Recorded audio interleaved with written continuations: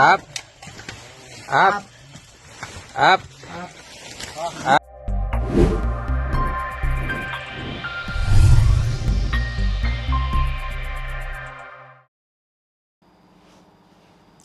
สบายดีท่านผู้ชมยินดีต้อนรับเข้าสู่รายการช็อกเดอะนิวและข่าวที่ข้าพเจ้าอยากจะนำเสนอในมื้อนี้ก็ยังคงเกาะติดภารกิจค้นหา2ชีวิตติดถ้ำอยู่ที่เมืองลองแจงแขวงไสสมบูรณ์ซึ่งมื้อนี้ได้ก้าวเข้าสู่วันที่10ของการค้นหาและได้ก้าวเข้าสู่วันที่15ของผู้ประสบภัยทั้ง2คนที่ติดอยู่ภายในถ้ำซึ่งนับจากวันที่18พฤษภาคมจนถึงวันที่2มิถุนายนมื้อนี้ได้ก้าวเข้าสู่วันที่15ท่านผู้ชมก็ถือว่าผ่านไปหลายวันเนาะแต่ก็ถือว่ามีข่าวดีท่านผู้ชมในวันที่31หาวันที่1ที่ผ่านมาเนาะทางทีมงานกู้ภัยได้ไปสำรวจอยู่ถึงถ้ำและได้พบปล่องถ้ำซึ่งคาดว่าปล่องถ้ำนี้เนาะอยู่ในโถงระหว่างโถงที่4หาโถงที่5ของถ้ำที่พบผู้ประสบภัยทั้ง5คนก่อนหน้านี้หลังจากนั้นทีมกู้ภัยก็ได้โรยตั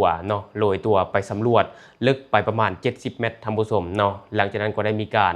ใช้คอนตีเนาะเคาะหินเพื่อเป็นการส่งสัญญาณผลปรากฏว่ามีเสียงตอบรับและเสียงนั้นมันบ่แม่นเสียงเอฟเฟกต์หรือว่าเสียงสะท้อนแต่อย่างใดท่านผู้ชมซึ่งมันเป็นเสียงการตอบรับเนาะแต่บ่ฮู้ว่าจะเป็นเสียงของผู้ประสบภัยทั้ง2คนหรือบ่โดยในมื้อวานนี้เนาะทางไอเก่งกาจวงกาวงหรือว่าอาจารย์ติ้งเล่เพิ่นก็ได้อัปเดตภารกิจนี้โดยชัดเจนเลยและในตอนนี้ทางกู้ภัยก็ได้เร่งปูพรมค้นหาผู้ประสบภัยทั้ง2คนนี้เนื่องจากต้องเฮ็ดเวียกแข่งกับเวลาพอผู้ประสบภัยทั้ง2คนนี้ติดอยู่ถ้ำหลายวันบ่ฮู้ว่าชะตากรรมจะเป็นเอาใดเนาะและภารกิจหลักในมื้อนี้ท่านผู้ชมก็คือทางทีมงานกู้ภัยได้เร่งระบายน้ำออกจากถ้ำเพราะว่ามีน้ำจำนวนหลายที่ไหลเข้าไปในถ้ำเนื่องจากฝนตกในช่วงที่ผ่านมาทางทีมงานกู้ภัยก็ได้เฮ็ดภารกิจปิดปากน้ำที่ไหลเข้าถ้ำและก็เร่งระบายน้ำอยู่ในถ้ำเคลียร์ปลายน้ำเพื่อให้น้ำไหลสะดวกโดยการจกสระน้ำอันใหม่ท่านผู้ชมอันนี้เป็นสระที่2เนาะเนื่องจากสระเก่ามันบ่เพียงพอจึงจำเป็นต้องขุดเพิ่มอีกสระหนึ่งเนาะท่านผู้ชมเนาะซึ่งในตอนนี้ภารกิจหลักก็ยังได้กล่าวไปเนาะเร่งระบายน้ำออกจากถ้ำให้ได้ที่สุดเพื่อจะให้ทีมผู้เชี่ยวชาญที่จะต้องค้นหาภายในถ้ำนะสามารถปฏิบัติงานได้และควบคู่ไปกับการค้นหาอยู่เทิงถ้ำก็คือปล่องถ้ำที่จะไปเชื่อมในโถงที่คาดว่าผู้ประสบภัยทั้ง2คนนั้นอาศัยอยู่แต่ว่าอะไรก็ตามเนาะทางรายการของเราก็ขอเอาใจช่วยขอให้พบไว้นี้และขอให้ทีมงานกู้ภัยทุกคนปฏิบัติหน้าที่ด้วยความระมัดระวังและวันนี้เราไปเบิ่งบรรยากาศในการปฏิบัติงานโดยตัวลงไปตรวจสอบปล่องถ้ำแล้วก็มีการเคาะเพื่อเป็นการส่งสัญญาณและมีเสียงตอบรับเดี๋ยวไปเบิ่งบรรยากาศนี้นำกันท่านผู้ชมพื้นครับให้ถึงพื้นก่อนไม่ได้ล็อกนะเสร็จการระยะได้ไหมครับอีกนิดมาที่ห้ำเอาเสร็จดาว Come before rain ดาว They still hooked my rope and I go first 2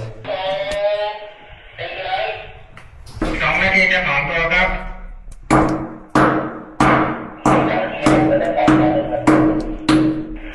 ดึงโรบินขึ้นเลยครับอัพโรบินขึ้นเลยครับผมเดี๋ยวคอยก่อนเบ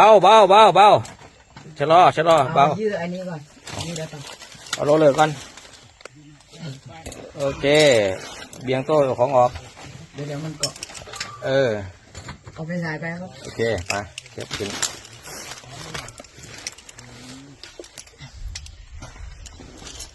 โอเคอัพ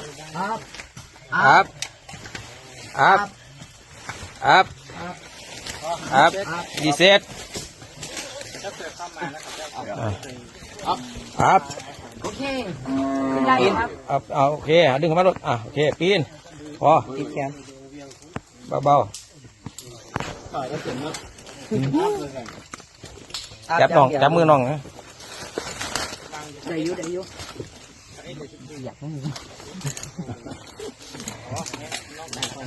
ไฟสายลุนเด็กว่าละลงไปเอา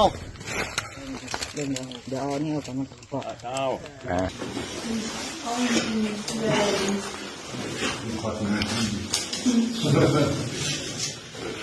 Ready, Robo? Hold on tight. It's okay, Daddy. No lie. Oh, yeah. Hi, Daddy.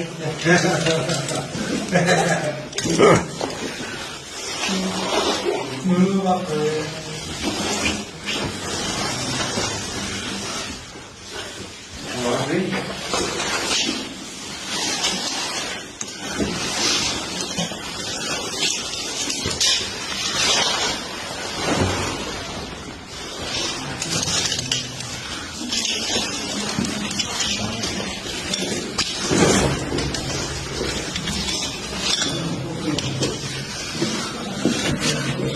Press the button.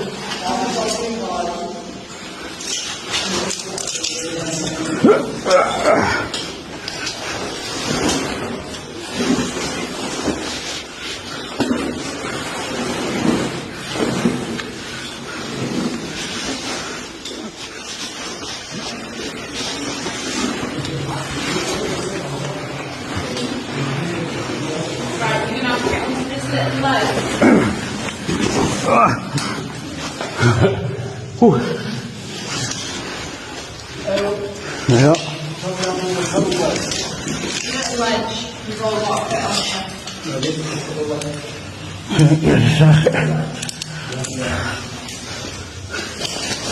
Oh, sugar.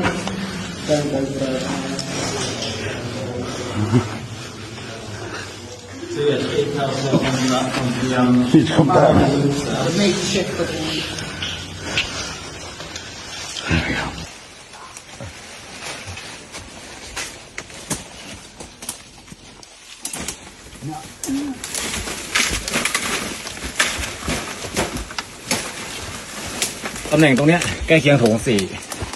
4ที่จะตัดไปโถง5อันนี้คือใกล้เคียงนะโถง5ที่ทั้ง5คนเขาติดอยู่แล้วก็เราจะลากคอนทัวร์ไปยังโถงที่คาดว่าทั้ง2คนจะอยู่อันนี้มันไม่ใช่ว่าแค่การเข้าถึงแต่เป็นเรื่องของการระบายน้ำออกจากถ้ำ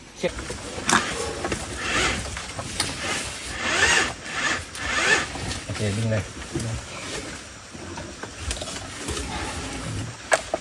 Phải có nghe là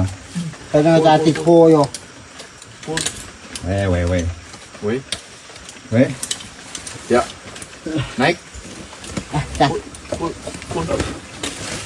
และนี่ก็จะเป็นการอัปเดตภารกิจค้นหา2ชีวิตติดอยู่ในถ้ำซึ่งทางรายการของเราก็ยังคงเกาะติดภารกิจนี้อย่างใกล้ชิดและก็ได้อัปเดตทุกการเคลื่อนไหวของภารกิจนี้ให้กับท่านผู้ชมได้รับทราบไปนำกันว่าตอนนี้ไปฮอดไสแล้ว หรือว่าท่านผู้ชมคนใดที่ว่าอยากตำหนิติเตียนอยากประกอบส่วนข้อมูลก็อย่าลืมฝากไว้แล้วทางรายการจะเข้าไปอ่านและก็ตอบแลกเปลี่ยนประสบการณ์นำกันอย่าลืมสนับสนุนกันโดยการกดติดตามช่องขอขอบใจ